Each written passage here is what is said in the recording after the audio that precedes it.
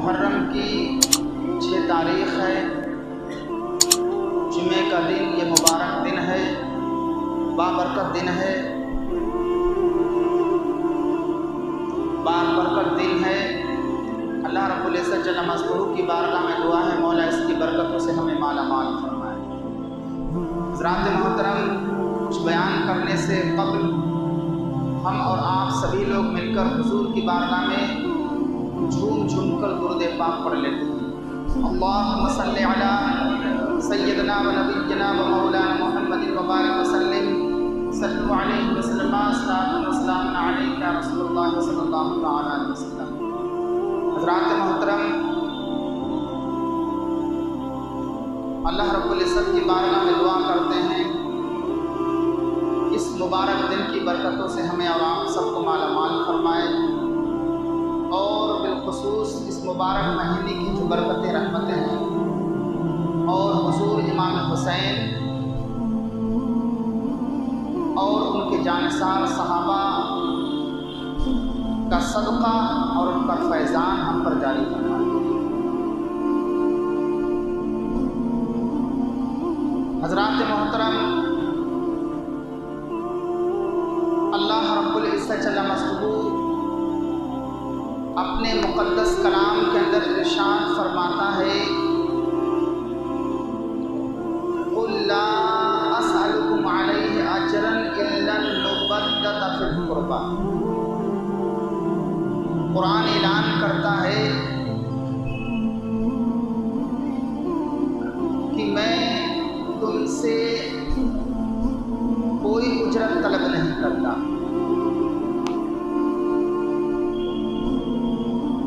کوئی سرمایہ نہیں طلب کرتا، مگر اے حبیب ان سے فرما دو کہ صرف اور صرف اہل بیت اطہار کی محبت کا طلبگار ہو۔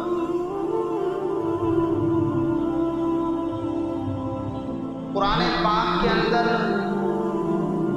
اللہ رب العزت جل مذکورہ نے حضور کی آل کی جگہ جگہ تعریف بیان کی، تو اس آیہ مبارکہ میں بھی اللہ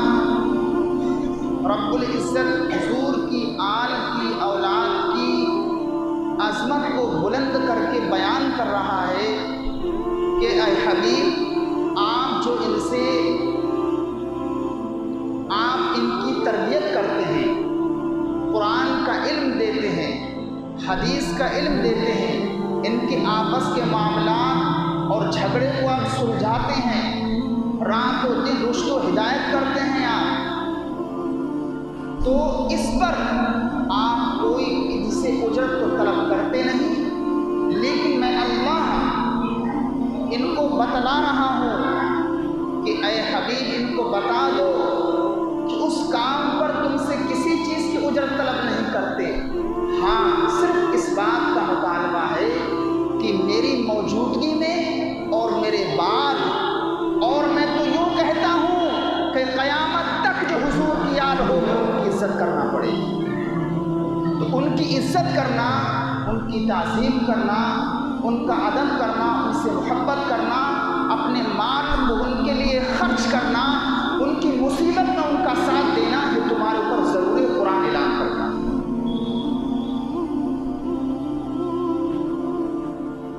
تو اس قرآن پاک کے اندر اس آیہ مبارکہ کا مفہوم اور مطلب یہی ہے کہ اللہ رب العزت جل مذکورہ اپنے مقدس کلام کے اندر اپنے محبوب کی آل کی بلندی، تعریف و توصیف بیان کر رہا ہے۔ اب اس آیت مبارکہ کا شان نزول کیا ہے، تو اس کا شان نزول سماعت کریے کہ یہ آیت کیوں نازل ہوئی۔ چونکہ قرآن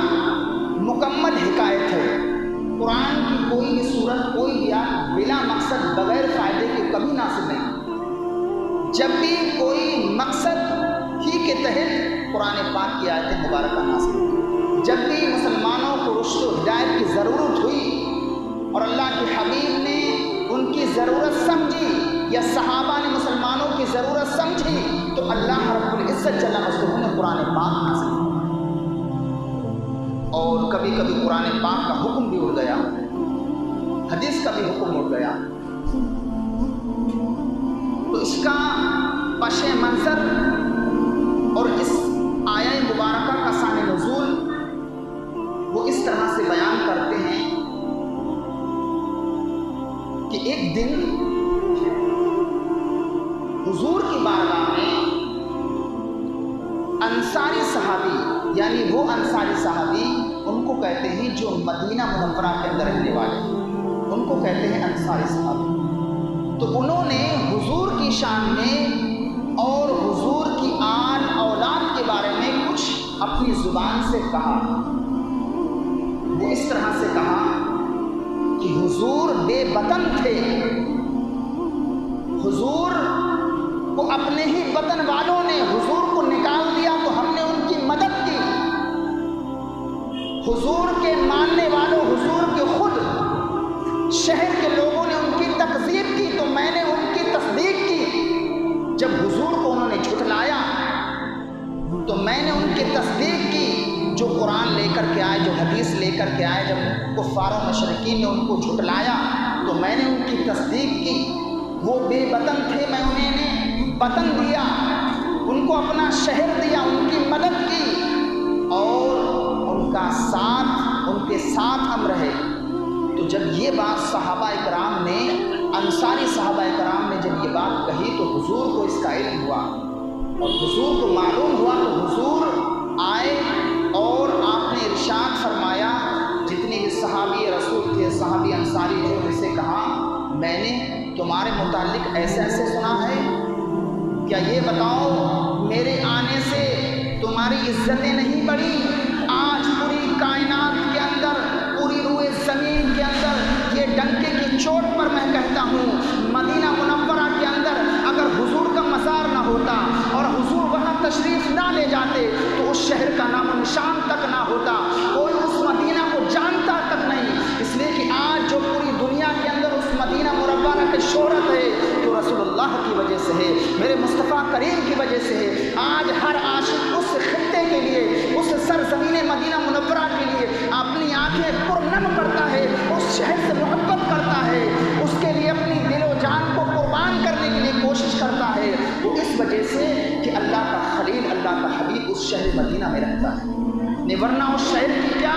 قیمت اور اس کی کیا قدر، کون اس سے عزت دیتا، کون اس شہر کو جانتا۔ تو حضور نے ارشاد فرمایا کہ یہ بتاؤ میرے آنے سے تمہاری عزتیں نہیں بڑھی؟ اور کیا تم نے میرے متعلق اور میرے اہل بیت کے متعلق یہ نہیں کہا کہ تم بے وطن تھے، تمہارے شہری کے لوگوں نے تمہیں نکال دیا اور ہم نے تمہیں پناہ دی، تمہارے ہی شہر کے لوگوں نے تمہیں جھٹلایا، میں نے تمہاری تصدیق کی، تمہارے اس قول کو، فعل کو، قرآن و حدیث کو سچ کہا، تمہارے شہر کے لوگوں نے تمہاری مدد نہیں کی لیکن میں نے تمہاری مدد کی اور تمہارا ساتھ دیا۔ یہ بتاؤ اے صحابی انصاری، تم نے ایسی بات نہیں کی؟ تو تمام صحابہ اکرام گھٹنوں کے بل کھڑے ہو گئے، زاروں قطار رونے لگے۔ حضور صلی اللہ تعالیٰ علیہ وسلم کی جب یہ دل شکنی ہوئی، حضور کو تکلیف ہوئی، میرے بارے میں ایسا ایسا کہتے ہیں، میری آل کے بارے میں ایسا ایسا کہتے ہیں، تو حضرات محترم حضور کی شان میں یا حضور کی ذات پر جس نے بھی کچھ کہا یا آپ کو تکلیف دی، حضور نے کبھی مطالبہ نہیں کیا۔ طائف کے بازاروں میں حضور کو کتنا نہیں مارا، اللہ اکبر، کتنا ظلم نہیں کیا، لیکن سرکار نے ان کے لیے کبھی دعائے ہلاکت نہیں کی۔ صحابہ کہتے تھے یا رسول اللہ یہ آپ کو لہو لہان کر دیتے ہیں، آپ کو مارتے ہیں، پتھر مارتے ہیں۔ اللہ اکبر، دو کافر آتے، دونوں کاندھوں دائیں بائیں کھڑے ہو کر کاندھے سے اٹھاتے، مڈھے پکڑ کے حضور کے اٹھانے کے بعد ایک کافر آپ کے پتھر مارتا،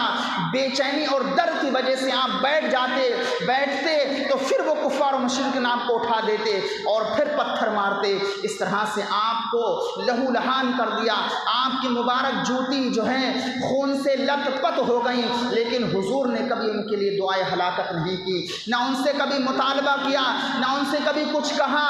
تو اب جب اس موقع پر صحابی انصاری نے اہل بیت اطہار حضور کی آل پر کہا تو سرکار نے اتنا کچھ کہا، کیا تمہاری عزتیں ہماری وجہ سے نہیں بڑھی؟ جب آل کی بات آتی ہے تب حضور نے کہا، اس لیے کہ حضور نے یہ بھی ارشاد فرمایا ہے کہ میں تمہارے درمیان دو قیمتی چیزیں چھوڑ کے جا رہا ہوں، کل قیامت کے دن تم سے سوال کروں گا، ایک ہے قرآن اور میری ایک ہے آل۔ یہ دونوں ایسی لٹکتی ہوئی دو رسی ہیں کہ ان کا ایک سرا تمہارے ہاتھ میں ہے، ایک سرا اللہ رب العزت کے ہاتھ میں ہے۔ اگر تم ان دونوں دامنوں کو، بھائی صاحب پیچھے پڑھ لیجیے، بھائی صاحب، اگر ان دونوں دامنوں کو تم مضبوطی سے پکڑے رہو گے تو کبھی گمراہ نہیں ہوگے، کبھی بھٹکو گے نہیں، راہ ہدایت پا جاؤ گے، آخرت میں جنت بھی پاؤ گے، حضور کی محبت بھی پاؤ گے۔ تو حضرات محترم، جب آل کی بات آئی تو حضور نے یہ الفاظ کہے۔ اب ذرا یہ بتاؤ، جب حضور کی خاندان کو کرب و بلا میں بے دردی کے ساتھ 3 دن کے بھوکے پیاسے رہ کر کے جب ان کو قتل کیا، شہید کیا، اس وقت حضور پر کیا بیت رہی؟ جب تھوڑا سا کچھ کہا تو حضور بلک گئے۔ بچپن کا زمانہ ہے امام حسن اور حسین کا، بھوک کی وجہ سے، پیاس کی وجہ سے، شدت کی وجہ سے آپ زاروں قطار رونے لگے۔ اس وقت پانی دستیاب نہیں تھا، آج تو ہر جگہ پانی مہیا ہے، ہینڈ پمپ ہے، ٹنکی ہیں اور نلوں کا انتظام ہے، جہاں چاہیں آپ پانی پی سکتے ہیں، لیکن اس زمانے میں پانی کی قلت تھی، تو پیاس کی شدت کی وجہ سے وہ چپ نہیں رہے تھے۔ تو حضور نے اپنی مبارک زبان چادر کے نیچے سے امام حسین کے مبارک منہ میں داخل کر دی اور امام حسین زبان مبارک کو حضور کی چوستے رہے، یہاں تک کہ وہ تسکین پا گئے، سکون پا گئے۔ پھر حسن کو اٹھایا، اسی طرح سے ان کی زبان مبارک کو چسایا۔ جب بچپن کے عالم میں حضور نے ان کو بلکنا پسند نہیں کیا تو کربلا کے میدان میں کٹنا کیسے پسند کر سکتے ہیں؟ یہ بتائیے، خاندان کو لٹنا کیسے حضور پسند کر سکتے ہیں؟ آج کچھ لوگ یزید کی بڑائی بیان کرتے ہیں، کہتے ہیں کہ امام حسین نے ان کی مخالفت کری، وہ امیر المؤمنین تھا، اس کی بات ماننا چاہیے تھا، ایک شرابی، ایک زانی امام حسین اس کے ہر قول و فعل، نقل و حرکت سے واقف تھے۔ ابھی ہمارے سامنے کوئی شراب پیے، زنا بھی کرنے والا ہو، گنہگار بھی ہو، جھوٹ بھی بولتا ہو، اور وہ ہم سے کہے کہ آپ ان کے یہاں کھانا کھا لو، میں کھانا کھانا نہیں پسند کروں گا، تو جس نے نبی کے در پر پرورش پائی ہو اور جو کھیلنے کا صحن مسجد نبوی ہو اور حضور کا عشق ہو، اور جس نے قرآن و حدیث حضور کے ہی گھر میں پڑھا ہو، اور جس نے عشق رسول اور محبت قرآن گھٹی میں پلایا ہو، وہ کیسے جو ہے ایسے شخص کی بیعت کر سکتا؟ وہ کیسے بیعت لے دیتا؟ جب یزید نے کہا کہ امام حسین تم میرے ہاتھ پر اپنا ہاتھ دے دو، تو امام حسین نے کہا میں جیسا، مجھ جیسا تجھ جیسے سے بیعت کیسے لے سکتا ہے؟ کیسے تیرے ہاتھ میں ہاتھ دے سکتا ہے؟ زانی بھی تھا، جھوٹا بھی تھا، شرابی بھی تھا۔ یزید نے 1 مرتبہ حج کیا۔ حج کے دوران جب مکہ مکرمہ آیا تو ساتھ میں شراب کے مٹکے تھے، ناچنے والی، گانے والی گویاں عورتیں، خواتینیں تھیں۔ اس عالم میں اس نے حج کیا سفر کے دوران، لیکن ادھر امام حسین اور امام حسن نے 25 مرتبہ حج کیا، سواری موجود ہوتے ہوئے پیدل حج کیا اور جگہ جگہ نفل نمازیں پڑھی۔ تو ایسا امام حسین اس یزید کے ہاتھ میں ہاتھ کیسے دے سکتا ہے؟ تو اس آیت مبارکہ کا شان نزول جب یہ بیان کیا، ایک دوسرا اور شان نزول بیان کرتے ہیں کہ حضور سرور کائنات صلی اللہ علیہ وسلم رات و دن صحابہ کو درس دیتے، ان کے آپس کے معاملے سلجھاتے، قرآن کا درس دیتے، تربیت دیتے حضور، اور رات و دن اسی میں لگے رہتے۔ حضور کے افراد، گھر کے لوگ بھی کافی تھے، دوسرا کوئی کاروبار، کوئی ذریعہ معاش نہیں تھا، رات و دن رشد و ہدایت، اخراجات زیادہ۔ تو صحابہ کے ذہن میں یہ بات آئی کہ حضور تو ہمارے لیے پوری زندگی وقف کیے ہوئے ہیں، رات و دن ہمیں تربیت دیتے ہیں، ہمارے معاملات کو سلجھاتے ہیں، ہمارے اپنے معاملات اور گھریلو جھگڑے کو سلجھاتے ہیں، کیوں نہ ہو حضور کی اس موقع پر مدد کر دی جائے۔ سارے لوگ صحابہ جمع ہوئے، جمع ہونے کے بعد انہوں نے ایک دوسرے سے کچھ چندہ وغیرہ لیا اور کافی موٹی رقم حضور کی بارگاہ میں پیش کی اور کہا یا رسول اللہ، یہ رقم لے کر ہماری عزت و افزائی فرمائیے اور یہ تھوڑا سا ہدیہ اس کو قبول کریے۔ فوراً قرآن پاک کی آیت مبارکہ نازل ہوئی، کلا سدرا کے مکین جبریل امین حاضر ہوتے ہیں، قرآن مقدسہ کی آیت مبارکہ سناتے ہیں، اے حبیب قل لا اسألکم علیہ اجرا الا المودۃ فی القربى، اے حبیب یہ جو نذرانہ لے کر کے آئے ہیں ان کا نذرانہ ان کو واپس کر دو، اس لیے کہ یہ جو نذرانہ لے کر کے آئے ہیں اس نذرانے کو اللہ کو قبول نہیں ہے، اور اے حبیب نہ اس کو آپ قبول کریے، اس لیے کہ آپ جو ان کو رشد و ہدایت دیتے ہیں، آپ جو ان کو قرآن کی تعلیم دیتے ہیں، ان کے آپس کے معاملے کو جھگڑے کو سدھارتے ہیں، ان کی آپ مدد کرتے ہیں، ان سے آپ کچھ مت طلب کریے، اللہ اس کا اجر آپ کو دے گا، آپ ان سے صرف اس بات کا مطالبہ کریے کہ میری موجودگی میں اور میرے بعد میری آل سے محبت کرنا، اگر ان پر کوئی مصیبت آئے تو ان کی مدد کرنا، اگر ان پر کوئی ظلم کرے تو ان کی مدد کرنا، اپنے درہم و دینار سے ان کی مدد کرنا، ان سے سچی محبت کرنا، اپنی جانیں ان کے لیے قربان کرنا، ان کو جب بھی کبھی ان پر مصیبت آئے تو اپنے اوپر مصیبت سمجھ کے ان کی مدد کر دینا۔ اللہ اکبر۔ حضور سرور کائنات صلی اللہ علیہ وسلم کو یہ جب تعلیم ملی، اللہ نے قرآن پاک کی آیت مبارکہ بھیجی اور کہا یہ موٹی رقم، یہ بھاری رقم مجھے نہیں چاہیے، بس میں اتنا مطالبہ کرتا ہوں کہ میری آل سے، میری اولاد سے بے پناہ محبت کرنا، بس رشد و ہدایت جو تمہیں رات و دن میں تبلیغ کرتا ہوں، تمہیں درس دیتا ہوں، اس درس کا معاوضہ صرف یہ ہے، اور وہ بھی معاوضہ اس بنا پر ہے کہ اگر تم میرے اہل بیت کا مضبوطی سے دامن پکڑے رہو گے تو کبھی گمراہ نہیں ہوگے، بھٹکو گے نہیں، رشد و ہدایت پاؤ گے، جنت پاؤ گے۔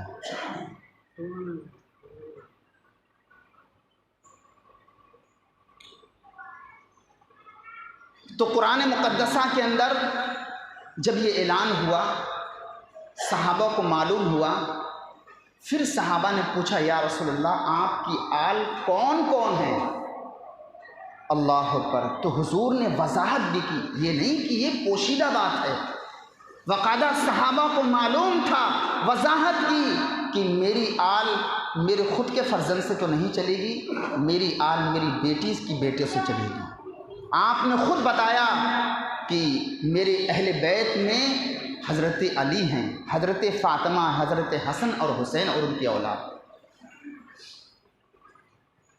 کہ ان سے اگر سچی محبت کرو گے، سچی ان سے عقیدت رکھو گے تو یہ دو لٹکتی ہوئی ایسی رسی ہیں کہ ان کا ایک سرا اللہ رب العزت جل مجدہ کے ہاتھ میں ہے، ایک سرا تمہارے ہاتھ میں ہے، اگر ان کو مضبوطی سے پکڑے رہو گے تو رشد و ہدایت پاؤ گے، جنت پاؤ گے، جہنم سے بچ کے رہو گے، کل قیامت کے دن حوض کوثر پر میں تمہارا انتظار کروں گا، اور اگر تم نے ان کی مخالفت کی،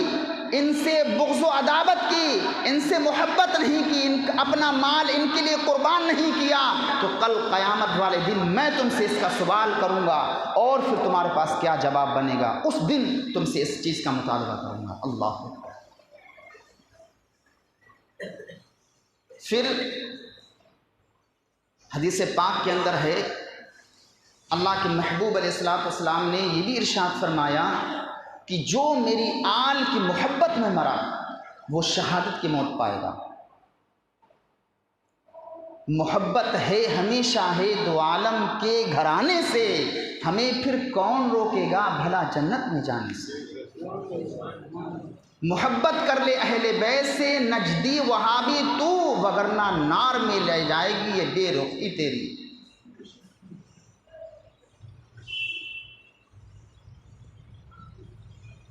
تو جو اہل بیت اطہار کی محبت میں مرا وہ شہادت کی موت پائے گا،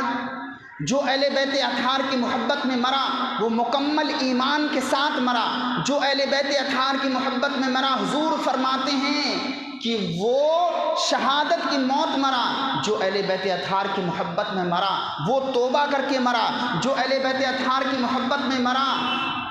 تو ملک الموت یعنی موت کا فرشتہ اور قبر کا فرشتہ اس کو جنت کی بشارت دینے آئے۔ وہ چارپائی پہ پڑا ہوگا